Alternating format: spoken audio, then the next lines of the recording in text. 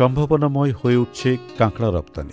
দেশের উপকূলীয় অঞ্চল সুন্দরবন থেকে আহরিত কাঁকড়ার একটি বড় অংশ যায় চীনে। বাংলাদেশি কাঁকড়ার চাহিদা বিশ্ববাজারে ক্রমেই বাড়ছে। চাষিদের দিক থেকেও এটি লাভজনক। মৎস্য অধিদপ্তরের তথ্য অনুযায়ী দেশে 15 প্রজাতির কাঁকড়া রয়েছে। এর মধ্যে সামুদ্রিক কাঁকড়া 11 প্রজাতির। তবে রপ্তানি হয় মূলত শিলা ও সাঁতারু কাঁকড়া। জীবন্ত ও হিমায়িত দুভাবেই শিলা কাঁকড়া রপ্তানি করে বাংলাদেশ।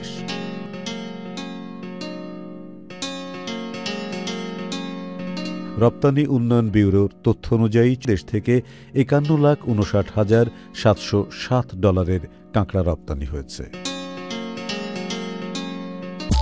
NRBC ব্যাংক, সুখবর প্রতিদিন।